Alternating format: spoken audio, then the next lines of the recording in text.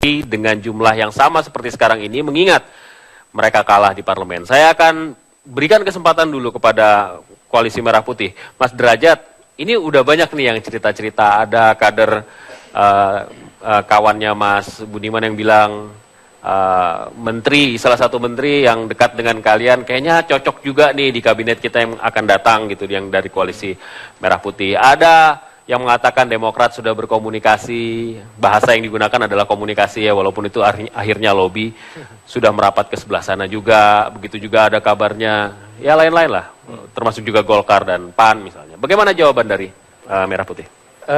Simpel saja, secara kelembagaan Partai Amanat Nasional sudah memutus sebagai organisasi melalui Rapat Kerja Nasional, Rakernas, itu berkoalisi dengan Gerindra mengusung Prabowo. Jadi komunikasi lintas organisasi itu bisa saya tegaskan tidak ada. Okay. Ya. Kalau individu saling komunikasi, ya tadi saya ngobrol sama Mas Malik, sama Budiman, ya individu ya? Itu biasa. Ya. Tapi kalau secara organisasi tidak ada, dan PAN itu full tim kemarin pada saat rapat di Koalisi Merah Putih, dan menegaskan bahwa PAN tetap di dalam Koalisi Merah Putih. Ya. Di situ hadir Pak Amin Rais, ada Bang Hatta, ada saya sebagai Waketum, ada Bang Zul, ada Sekjen, ada Ketua Fraksi. Jadi Bang Hatta tanda tangan, kemudian saya juga diminta tanda tangan mewakili PAN. Jadi dari sisi PAN berada di Koalisi Merah Putih itu sudah PAN sebagai satu entitas, bagaimana dengan yang lain? Sebagai satu organisasi. Yang lain bagaimana? P3? Saya tidak etis untuk mengomentari teman-teman lain. Tapi dalam pertemuan itu seluruh partai-partai Koalisi Merah Putih itu full tim. Golkar ada Bang Akbar, Bang Ical, Bang Idrus, dan banyak lagi ya. Kemudian P3 juga full tim ya. Mas Yani juga ada, Ketua Umum Sekjen lengkap ya. Okay. Kemudian PKS demikian, Gerindra demikian, kecuali Pak Suhardi yang masih sakit. Mungkinkah dalam perjalanan sampai Oktober nanti ada yang bisa berubah konstelasi di dalam Koalisi Merah Putih? Saya rasa kalau sampai menjelang partai-partai di dalam Koalisi Merah Putih ini melakukan kongres atau muktamar, itu masih rasa-rasanya tidak ada perubahan. Oke, kita berikan aplaus dulu. Yakin ya? Itu artinya Koalisi Jokowi JK hanya tetap 4 partai saja di dalam, artinya partai yang ada di parlemen ya? Saya kira bisa saja analisa yang sampaikan Pak Derajat tadi mengenai sangat kecil kemungkinan untuk berubahnya posisi partai-partai di dalam Koalisi Merah Putih. Meskipun kita tahu bahwa banyak pengalaman politik akhir-akhir ini atau sebelumnya menunjukkan tidak persis seperti itu posisinya ya. Seringkali ada Anda mau katakan nggak mungkin koalisi permanen, itulah intinya. Saya kira kata koalisi itu sendiri mengisarkan dia itu selalu taktis. Okay. Koalisi itu taktis.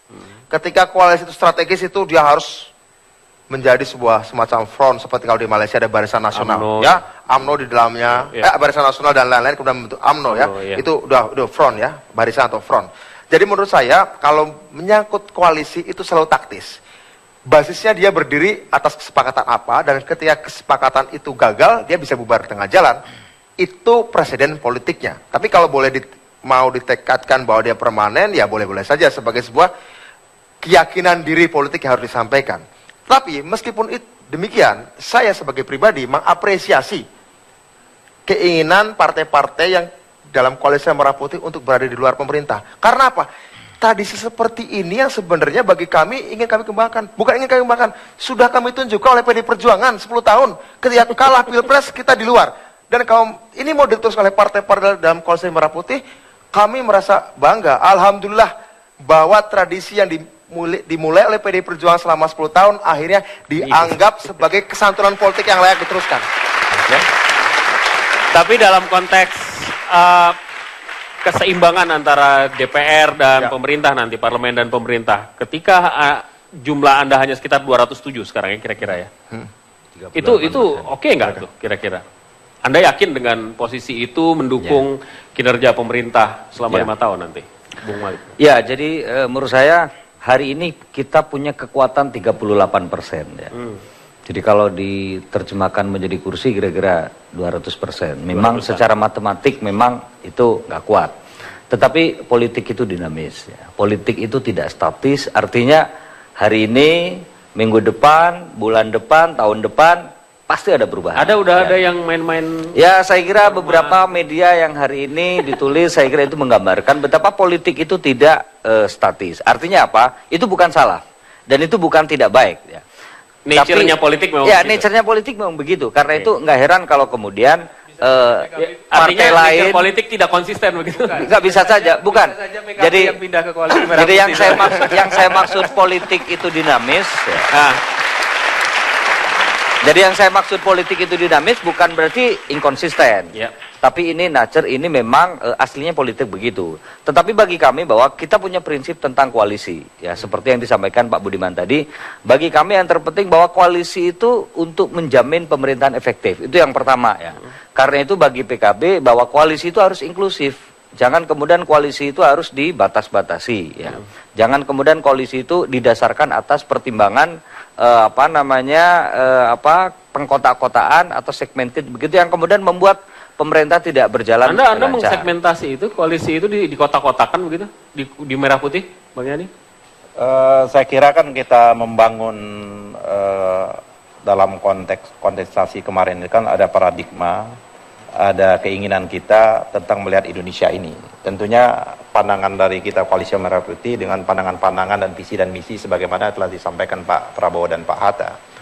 Dan oleh karena itu menurut saya sepanjang yang saya ikuti juga di Partai Persatuan Pembangunan, hasil rapim seperti bagaimana dikemukakan, kita sudah betul menyepakati dalam mekanisme organisasi, dalam organisasi tertinggi setelah muktamar itu bahwa kita sama-sama mengusung Prabowo dan Hatta. Bang, saya potong, sorry. Dalam perjalanannya sempat ada tuh goncangan-goncangan di partai Anda. Ada yang mau ke kiri ke Prabowo, ada yang mau ke Prabowo, ada yang mau ke Jokowi waktu itu. Sekarang kebetulan ketua umumnya bukanlah ketua umum yang ngotot untuk mengusung Prabowo. Mungkin nggak ini bergeser nih akhirnya? Bukan goncangan, itu kan pandangan-pandangan politik yang sebelum kita putuskan. Tapi tak kala kita sudah putuskan dalam mekanisme itu, semua kan tunduk dan patuh dalam putusan itu.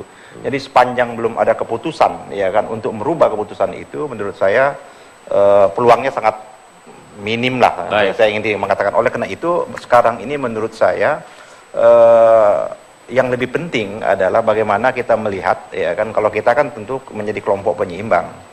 Janji-janjinya Pak Jokowi dengan Pak JK kan tentunya ingin koalisi ramping. Kalau ingin koalisi ramping, ngapain mikirin kita gitu loh, ya kan? Melakukan komunikasi kan itu seperti itu. Oleh karena itu kan sekarang ini kita tinggal menunggu saja. Menurut saya, bagi kami adalah dalam melakukan kelompok penyeimbang, melakukan pengawasan, fungsi-fungsi pengawasan di parlemen itu, melihat sampai sejauh mana program-program yang ingin dilakukan oleh Pak Jokowi dan Pak JK. Ujian pertama adalah penyusunan kabinet. Kita lihat zaken kabinet atau tidak. Bukan harga BBM yang pertama. Ya, enggak, ini yang potensi untuk lepas itu sesungguhnya ada di kelompok ini. Nah, ke sini bergeser ke sini. Ya, kalau ternyata bagi-baginya nggak jelas, kita lihat nanti kan. Kami akan kembali sesaat lagi, tetaplah bersama kami.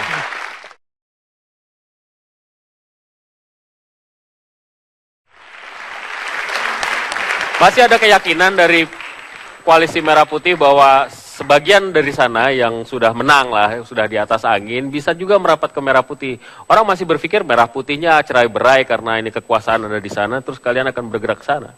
Logikanya enggak menurut saya kira enggak sampai seperti itu. Karena kita semakin hari ini semakin soliditas kita semakin tinggi. Apa? Itu. Solidnya apa?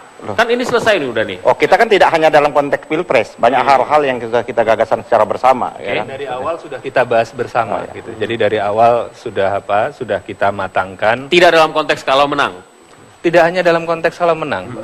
Kalau menang dan juga di parlemen itu sudah kita gagas karena bersama. Itu kalian berani bilang koalisi. Jadi kita lebih siap. Nah, sementara di koalisinya Budiman sama Mas Malik ini karena dari awalnya itu ramping, tidak bagi-bagi apa segala macam, ketika sekarang harus bagi-bagi bingung. Kuenya dipotong kemana dan saya kira begini.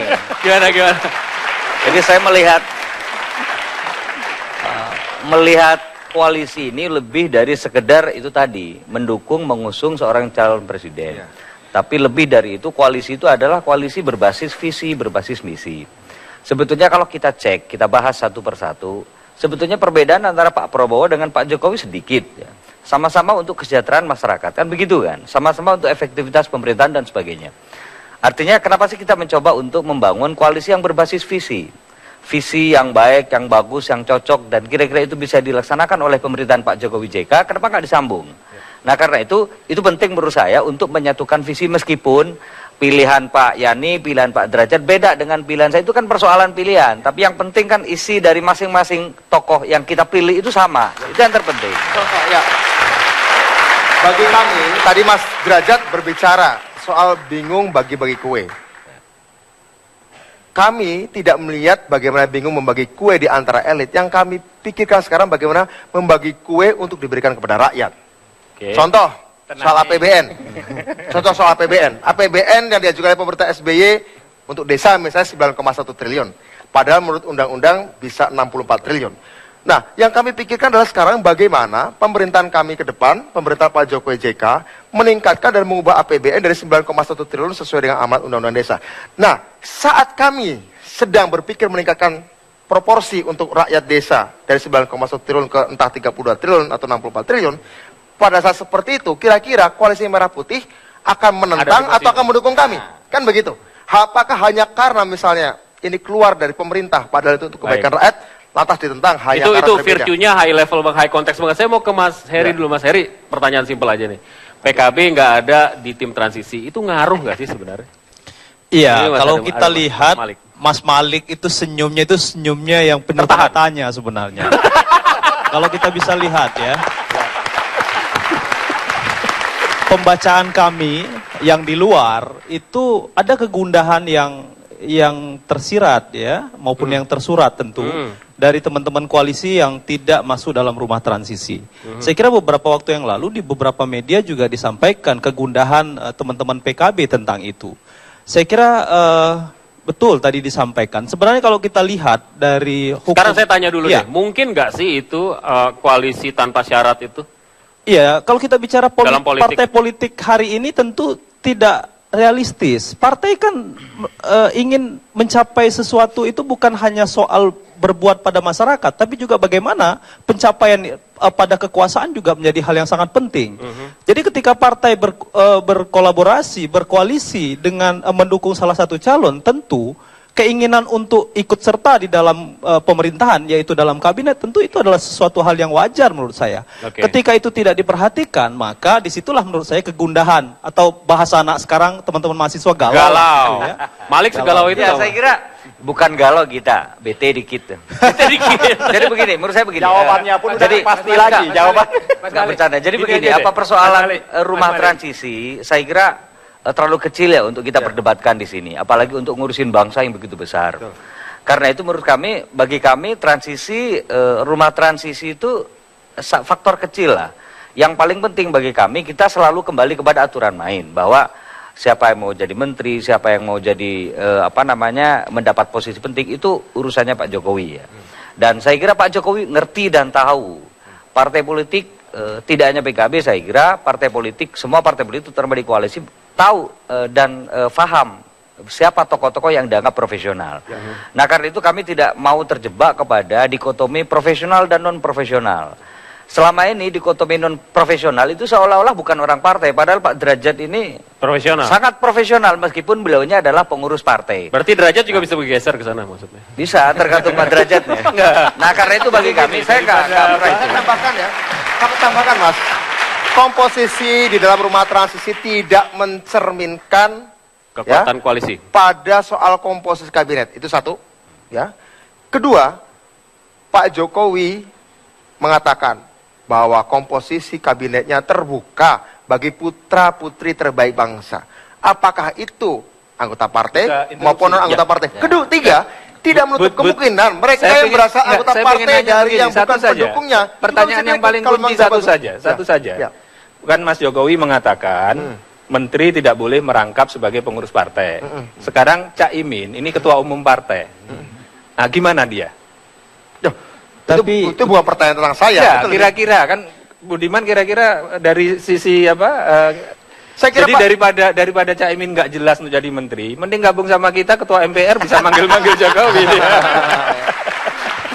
Ya, saya kira begini, Ya, Mas Budiman, ada satu hal yang penting juga. Memang betul kalau rumah transisi itu tidak mencerminkan kabinet, tapi paling tidak ketika komposisi itu tidak ada keterwakilan partai, kelima partai, hanya 2 partai saja yang ada di situ. Saya kira Mas Malik itu masih tetap gitu, ya.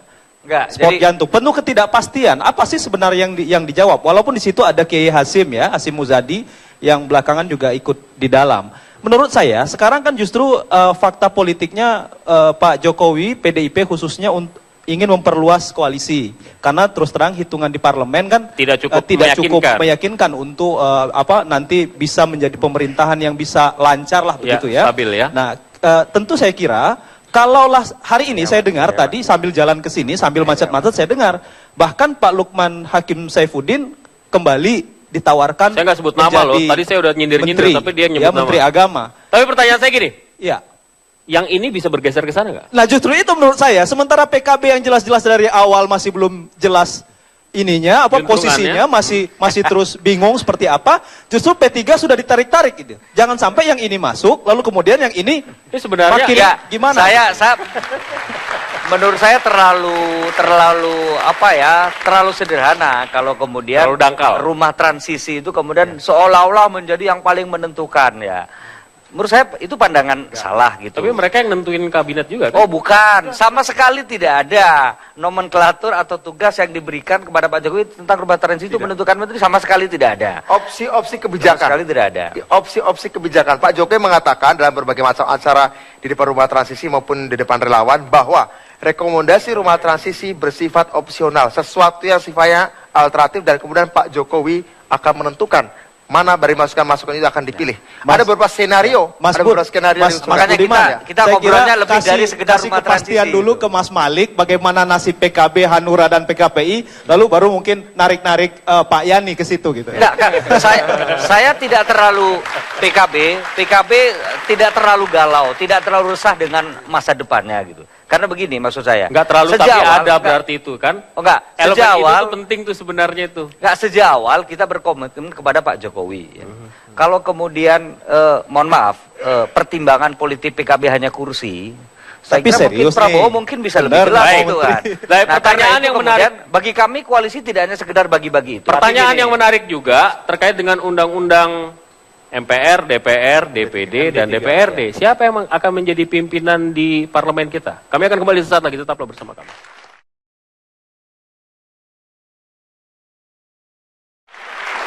Baik, mari kita lanjutkan. Kita berhenti bicara soal Malik tadi. Itu merupakan tes saja karena Malik kabarnya akan maju sebagai ketua umum PKB. Enggak ya. Tapi kita bicara tentang undang-undang yang kontroversial. Teman-teman dari pendukung Jokowi JK ketika undang-undang ini diketok sehari sebelum Pilpres kalau tidak salah, WO kemudian dan komplain. Kenapa akhirnya pemenang di pemilu legislatif kemudian tidak serta-merta menjadi pimpinan DPR gitu. Kemudian ada beberapa alternatif. Menurut dari sebelah sini dulu deh, bagaimana baiknya menurut Anda? Ya, begini, kalau bagi saya ini kan soal fatsun politik, soal etika politik ya. Selama ini undang-undang itu sudah disepakati dan sebagai sebuah penghormatan terhadap pemenang pemilu legislatif, PD Perjuangan pada periode lampau memberikan kesempatan kepada Partai Demokrat ya.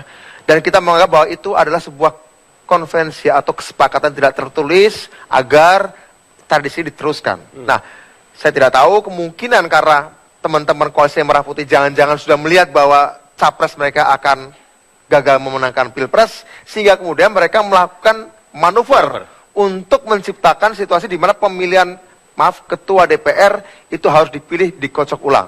Padahal sebenarnya tradisinya adalah tradisi pemenang legislatif langsung menjadi ketua. Tapi oke lah, kita sudah menerima ini sebagai sebuah keputusan. Kami sendiri tetap akan mencoba bersiasat dalam hal ini ya. Dan kami menganggap bahwa apapun konfigurasi parlemen, saya yakin Mas, hari ini politik kita sudah mencapai tradisi baru di mana kekuatan rakyat, people power dengan cara-cara yang demokratis dan konstitusional sudah banyak disuarakan. Dan kelembagaan partai politik meskipun secara persentase partai kami kurang dalam kursi legislatifnya, tapi dalam Pilpres kemarin kita bisa menerobos. Artinya begini, kalau misalnya keputusan DPR tidak sepakat, rakyat geruduk gitu kira-kira Bukan, begitu. people power tidak harus dikatakan rakyat menggeruduk. Saya bercanda karena Anda aktivis. Silakan. Kalau misalnya dari pihak ini sebentar. Nanti ke Anda. Sebentar, saya ingin persoalkan. Jadi sesungguhnya Undang-Undang MD3 itu bukan undang yang bermasalah. Karena saya wakil ketua Pansus dan ikut bersama-sama. Ya kan ini dibahas secara bersama-sama. Kalau orang WO nggak bermasalah. Itu kan di ujung, di pengambilan keputusan. Itu kan sikap. Jadi kalau bicara konvensi sudah berulang kali. Ya kan tahun 2004 dipilih secara langsung. Ya kan. Tahun 2009 memang pemenang pemilu, 99 dipilih juga secara langsung. Ini kan dilatar belakangi adalah dengan cara berpikir bahwa setiap anggota DPR punya hak yang sama. Dia sudah dipilih, maka setiap anggota DPR punya hak yang sama untuk dipilih dan memilih. Kenapa pikiran seperti itu nggak muncul? Oh, saya muncul dari sejak awal. Kalau kita tahun 2009. Bang Yani, kenapa baru kali ini muncul? Loh, sebentar, dijawab dulu. Apakah benar pernyataan yang disampaikan itu oleh... sudah berpikir di konteks MPR. Ini kan kita jangan beda-bedakan. Konteks MPR kita berlakukan tuh. Gini. Budiman tadi mengatakan bahwa jangan-jangan ini merupakan langkah antisipasi jikalau presidennya bukan jauh Prabowo. sebelum. Jadi gini. Argumen Budiman yang mengatakan bahwa tradisinya itu diserahkan kepada pemenang itu nggak betul. Nggak ada tradisi itu. 99-2004 itu dipilih. Ya. 2009 karena koalisinya Pak SBY kuat sekali dan sebagainya dan seterusnya, kalaupun dipilih tetap akan terpilih ke Demokrat ya. Kemudian 2014 ini dikembalikan dan ini prosesnya sudah jauh sebelum logika di balik itu. Apakah benar setiap orang punya hak untuk menjadi ketua? Itu adalah argumennya. Dan yang yang kedua ya itu hak DPR untuk memutuskan karena ini rumah DPR sendiri. Silakan. Sehingga jadi kalau dari sisi spekulasi politik itu nggak betul, dari sisi tradisi dari sisi fairness, itu juga bagaimana? betul. Mereka sudah berkeringat, mereka berjuang dan menang. Tetap fair, menang tapi kan bukan majority. Belum tentu siapa yang tentukan. PDIP kan cuma saya anggota Pansus dan anggota Panja dan tim Sin MD3 gitu kan. Dan memang kemudian kelihatan ini bakal menjadi undang-undang yang sangat politik. Karena kelihatan pasal atau pembahasan tentang yang lain itu menjadi tidak penting di MD3 itu. Yang terpenting kemudian justru persoalan mekanisme cara menentukan pimpinan DPR. Kenapa? Karena itu tadi. Karena itu kemudian meskipun PKB kalau dipilih proporsional itu nggak dapat. Jadi kalau PKB pimpinan DPR itu ditentukan secara proporsional nomor 5 sampai nomor 5, nomor 1 sampai nomor 5, PKB kan nggak dapat. Tapi bagi PKB penting, kenapa PKB kemudian tetap mendukung dan bersama PDI untuk mengusung agar mekanisme itu jangan dirubah, tidak voting tapi proporsional begitu, karena kami menganggap ini penghormatan terhadap pemenang. Katanya demokrasi, katanya demokratis. Makanya PDIP karena dia partai pemenang, dialah yang mendapat mandat rakyat terbanyak hari ini. Itu harus diakui. Karena itu dia harus diberi penghargaan dong, diberi penghormatan untuk memegang pimpinan itu. Jadi cara berpolitik kami sebetulnya bukan cara berpolitik yang menolak tradisi, yang tidak menghormati anggota, no. Tapi cara politik kami bahwa kami menganggap PDIP lah yang hari ini mendapatkan kepercayaan publik paling tinggi. Karena itu dia mestinya diberi hak untuk memegang ketua DPRD itu. Ketua DPRD. Di demokrasi manapun, itu yang berhak menjadi speakers atau berhak menjadi ketua di parlemen, itu adalah kalau dia bisa mengorganisir satu koalisi yang merupakan majority di dalam parlemen. Nah sekarang kalau memang partai... Tapi itu negara parlementer. Enggak, di negara yang yang presidensial pun juga demikian. Di Amerika Speaker of the House itu dari yang memegang majority di parlemen. Jadi PDIP pemenang tapi bukan majority, bahkan masih belum sampai 20% dari kursinya. Jadi demikian juga dengan tadi dikatakan bahwa artinya kita nggak bicara hukum ya, kita nggak bicara hukum, kita bicara etika politik. Kalau soal hukum boleh-boleh saja, soal undang-undang boleh saja. Tetapi harus diingat bahwa tradisi atau etika politik yang mau kita pelihara dan sudah kita sepakati sejak 2009 adalah bahwa dinamika politik di dalam DPR harus merupakan perpanjangan dari dinamika politik dari rakyat. Ini untuk memastikan bahwa tidak terputusnya konstelasi dan aspirasi rakyat di luar parlemen dengan di gedung parlemen.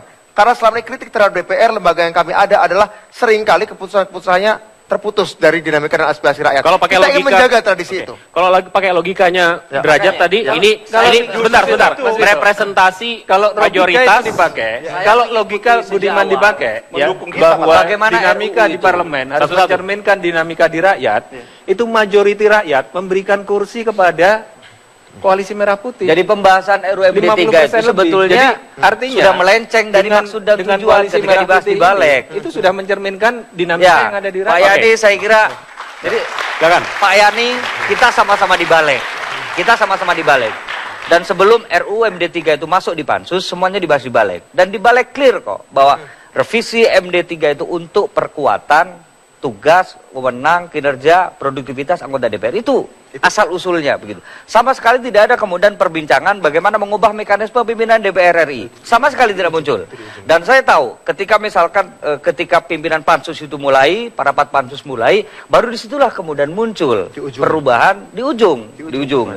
Nah karena itu bagi kami pembahasan atau tujuan dan maksud revisi MD 3 itu kemudian menjadi melenceng. Kemudian menjadi sangat politis, itulah yang kemudian membuat seolah-olah kemudian parlemen itu tidak kompak. Dan kedua, ada hal juga misalnya ada aturan di Undang-Undang MD 3 memberikan imunitas. Seolah anggota DPR ini adalah sesuatu yang harus dilindungi dengan lapisan perlindungan di mana kalau ada kasus korupsi harus dimintakan izin. Nah, padahal menurut kami ini sebentar, Mas Budiman baca dulu. Menurut kami ini kemudian menjadi persoalan bahwa MD 3 bukan sekedar juga persoalan bahwa soal ketua DPR harus dipilih ulang, tapi juga soal hak-hak yang kemudian memberikan kewenangan pada DPR. Sisi prosedur, pembahasan MD 3 itu bermasalah. Di Pansus dibahas. Sebentar dulu. Saya ikut panja, saya ikut tim, sama sekali tidak muncul jadi pembahasan. Tidak ada masalahnya. Di Balik memang seperti itu. Ya. Biasa undang-undang konsep di Balik ternyata dibawa ke Pansus itu berubah total biasa. Oke, perubahan itu undang-undang partai politik berubah total. Ya kan? Seperti itu. Di undang-undang Pilpres kita kalah pada waktu itu. Oke, tetapi kalau di undang partai politik meskipun berubah ini Mas Malik ini persoalannya jarang hadir. Kita ada 13 poin. Di Balik dibahas. Nah, kalau masalah mekanisme di Balik sama sekali tidak dibahas dan tidak diagendakan. Betul. 13 poin krusial itu sudah kita bicarakan, tapi tak kalah satu poin itu ada permintaan. Oke, karena kita ada 12 hal yang kita sepakati, maka satu hal ini nanti kita bicarakan di kemudian. Itu sudah kita bicarakan semua. Jadi Pak Yani, persoalannya adalah kita potong dulu, nanti kita akan kembali sesaat lagi. Tetaplah bersama kami di debat.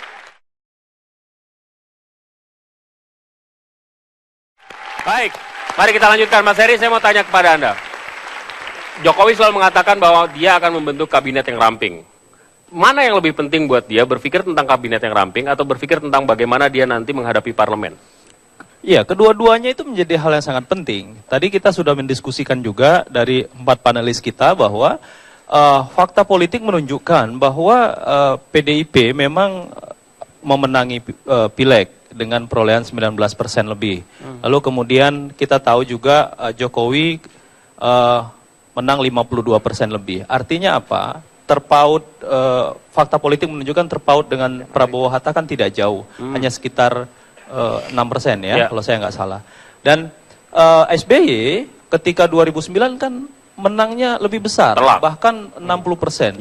Dan koalisi yang dibangun juga sangat besar. Fakta di dalam menunjukkan bahwa di parlemen kerepotan juga di dalam menghadapi situasional di parlemen. Itu sudah besar catatan. Saja repot, apalagi kecil. Gitu. Ya, saya kira teman-teman di PDIP di koalisi Jokowi JK juga menyadari. Makanya sekarang tak terjadi, saya kira komunikasi politik dengan teman-teman di koalisi. Seberapa besar sih menurut Anda kemungkinannya ini menjadi koalisi yang lebih besar dari hanya sekedar PKB, Nasdem, PDI? Menurut saya pada akhirnya fakta di parlemen itu akan menjadi pertimbangan. Nah, tinggal lagi formulasinya yang saya lihat ya, karena kita dari luar mengamati, yang kita lihat adalah bagaimana mengkombinasikan, mengakomodir kepentingan partai politik lalu memperluas koalisi itu dengan komposisi kabinet. Nah, inilah yang menurut saya yang terus terjadi. Baik. Apakah mungkin kalau semangatnya semangatnya oposisi kan berbeda.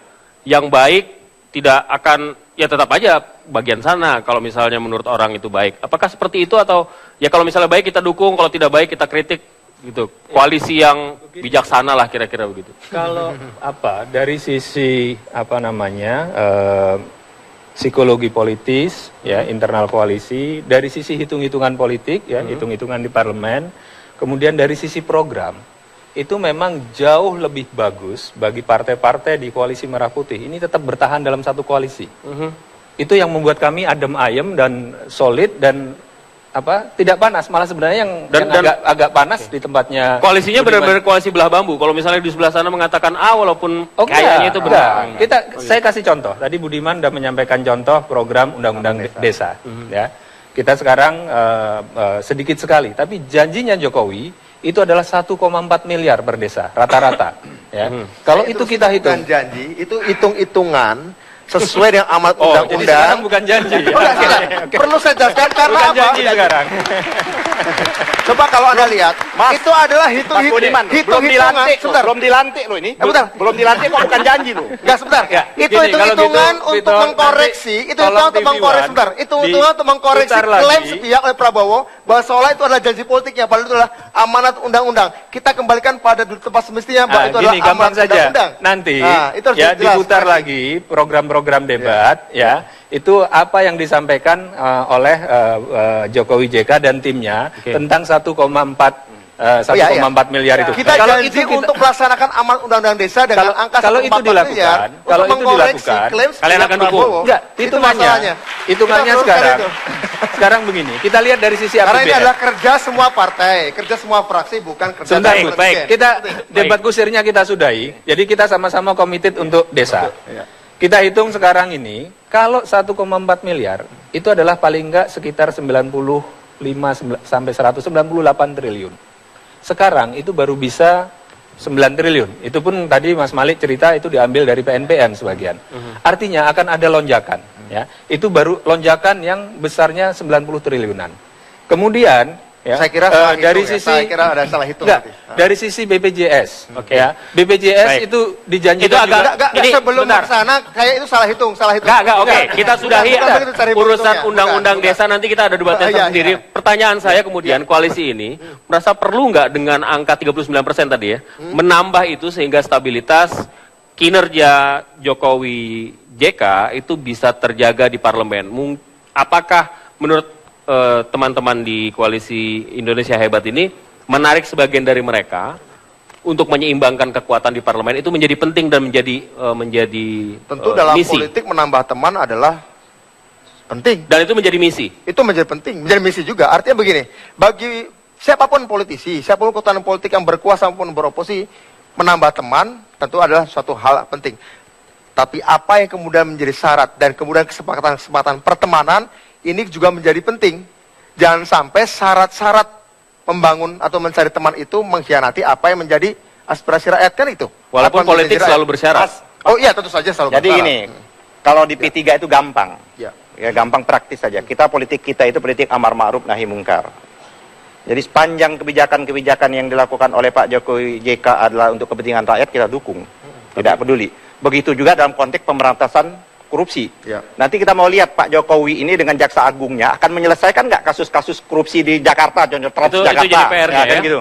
Tapi kalau ternyata dia tidak menyelesaikan, nanti fraksi kita, anggota komisi kita tagih. Bagaimana kasus korupsi Transjakarta begitu kan? Kalau dari perspektif Anda Mas Heri, bagaimana sebaiknya yang dilakukan oleh Jokowi terhadap Koalisi Merah Putih dan bagaimana sebaliknya Koalisi Merah Putih terkait dengan menyikapi apa yang mereka lakukan? Tapi nanti dijawabnya, kami akan kembali sesaat lagi.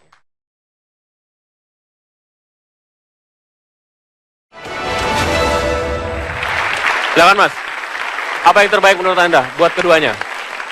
Ya, saya kira hal yang paling penting memang ketika MK memutuskan adalah masing-masing koalisi, baik itu Koalisi Indonesia Hebat maupun Koalisi Merah Putih itu harus menyolidkan diri. Ada upaya dari Koalisi Indonesia Hebat untuk mempengaruhi teman-teman di Koalisi Indonesia Merah Putih. Itu adalah fakta. Karena di parlemen memerlukan dukungan. Tapi jangan sampai, menurut saya ada hal yang harus diingat. Pertama adalah jangan sampai mengundang teman baru lalu teman lama ini terabaikan. Itu prinsip yang harus dipegang. Lalu yang kedua menurut saya harus banyak menabur gula, karena kalau nanti prinsip partai politik ini kan kalau diberikan gula yang banyak tentu kan mereka akan datang menghampiri gula tersebut. Nah ini yang menurut saya prinsip. Bagaimana dengan Merah Putih? Nah menurut saya Merah Putih menjadi tantangan karena apa? Berada di luar pemerintahan dan itu adalah fakta yang tidak bisa ditinggalkan. Maka menurut saya soliditas menjadi sangat penting. Ketika Koalisi Merah Putih misalnya tidak mampu menghadapi godaan-godaan dari Koalisi Indonesia Hebat, maka saya yakin ada partai 1-2 partai yang nanti akan berpindah ke Koalisi Indonesia Hebat. Kuat gak digoda? Justru sekarang itu terbalik situasinya Mas Vito. Justru situasinya sekarang itu di kami ini malah sangat solid, sangat adem. Bahkan di koalisi teman sebelah ini yang mulai tergoda untuk ke kita gitu. Jadi orang kan menganggap ada salah kaprah, beranggapan bahwa seolah-olah untuk berperan di dalam memberikan kontribusi untuk membangun negara ini harus di eksekutif. Nggak bisa.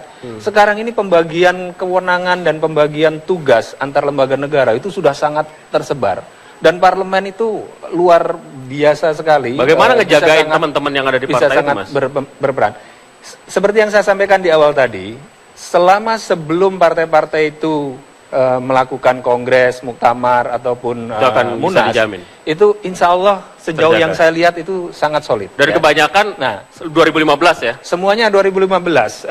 Yang paling cepat sebenarnya P3. Katanya, tapi saya dengar P3 akan mundur ke 2015. Kalau PAN kami awal 2015 ya. Kemudian Golkar juga saya dengar akhir 2015. Jadi aman lah sampai situ. Saya rasa insya Allah seperti itu, dan kemungkinan akan terjadi konsolidasi di mana tokoh-tokoh yang akan maju ke dalam forum tertinggi partai-partai tersebut adalah tokoh-tokoh yang solid di dalam koalisi Merah Putih. Jadi kita lihat saja nanti. Jadi bukan tokoh-tokoh proksi Indonesia hebat, kira-kira begitu. Bagaimana? Ya, saya kira begini, Pak Jokowi sudah mengatakan kan, dia membuka diri kepada siapapun, kan begitu. Yang kedua, dia akan mengakomodasi siapapun, tentu saja yang sesuai dengan visi misinya dan sebagainya itu. Karena itu ketika kita masuk menjadi koalisinya Pak Jokowi, sama sekali tidak ada tekanan. Sama sekali kemudian tidak ada tekanan, tidak ada. Itu murni memang karena kita yakin Pak Jokowi bisa melakukan perubahan yang lebih baik untuk Indonesia yang akan datang. Itu aja yang membuat kita yakin. Nah, karena itu bagi kami, kalau kemudian pada akhirnya Pak Jokowi mengajak, kita juga mengajak teman-teman yang lain, kenapa gitu? Saya kira nggak masalah. Dan kita tahu kok, orang seperti Mas Derajat, orang seperti Pak Yani, kenapa nggak bergabung sama kita? Toh mereka semuanya kita tahu, semuanya orang baik. Silakan. Tidak semua kemudian orang yang tergabung dalam Merah Putih itu kemudian bermasalah, tanda petik. Tidak semua begitu. Karena itu bagi kami, berpikir politik itu sederhana saja gitu. Jokowi membuka diri, itu adalah untuk membuka diri sepenuhnya terhadap Caimin. Kita lihat. Nah, karena itu bagi kami. Bentar, biar fokus. Ya, karena itu bagi kami yang terpenting adalah koalisi itu jangan hanya dipersepsikan sebagai koalisi itu kursi. Koalisi itu bagi-bagi. Koalisi itu mestinya juga visi dan sebagainya itu. Selain kesamaan visi, integritas, yang akan menjadi ciri kabinet Pak Jokowi adalah pekerja. Karena itu Pak Jokowi pernah mengatakan, saya lebih suka nanti menyebutnya bukan sebagai kabinet, tapi sebagai tim kerja. Ya, tim kerja. Karena begini, dalam perjalanan karir Pak Jokowi sejak di Solo maupun di DKI, yang menjadi ciri khas utama beliau adalah masuk ke persoalan mendasar dan kemudian mengajak semua orang bekerja. Bagaimana mendorong birokrasi, mendorong kekuatan-kekuatan menteri-menterinya untuk menjadi tim kerja. Itu dikatakan oleh Pak Jokowi. Siapapun yang bekerja dalam melakukan visi itu, menyelesaikan masalah, fixing the problem, mengatasi masalah, mulai dari lapangan sampai kemudian birokrasi. Bisa saja masuk. Ciri. Itu bisa saja masuk. Baik. Dari manapun dia. Silakan. Kita kan ini tidak kampanye lagi, Mas Budiman ya. Tidak perlu lagi meyakinkan rakyat untuk memenangkan kan, Pak. Bahwasanya Pak Jokowi sudah menang. Jadi kita melihat saja ya kan. Terima kasih atas pengakuannya. Sehingga tidak perlu ada pansus Pilpres lagi. Terima kasih. Jadi kita tinggal menunggu ya toh apa-apa yang ingin dilakukan. Ya kita akan awasi. Jadi sebagaimana dikemukakan oleh Mas Derajat bahwa tidak kalah mulianya kita ada di parlemen. Ya kan tidak ada kalah mulia, dan itu kita akan tradisikan betul ini, dan ini pertemuan-pertemuan kita akhir-akhir ini merumuskan suatu rupa ya kan. Mungkin kita akan juga tawarkan dalam konteks APBN, Pak Jokowi menawarkan APBN postulatnya, kita akan Merah Putih menawarkan hal seperti ini. Nanti biar rakyat menilai. Tapi ya, muktamar yang lebih cepat itu berubah kan? Bukan tidak mungkin. Sekarang sedang kita bahas. Koalisi Merah Putih itu menyiapkan kabinet bayangan. Oke. Untuk menjadi mirror ya? Ya, bukan tidak mungkin. Itu kita dalam diskusi selanjutnya. Kita akan lanjutkan debat minggu depan. Bisa dengan topik ini, bisa dengan topik yang berbeda, tapi yang jelas malam hari ini kita mencatat bersama apa yang sudah disampaikan oleh bapak-bapak yang mulia ini. Semoga menjadi janji buat kita bersama menuju Indonesia yang lebih baik. Sampai di sini debat. Sampai jumpa.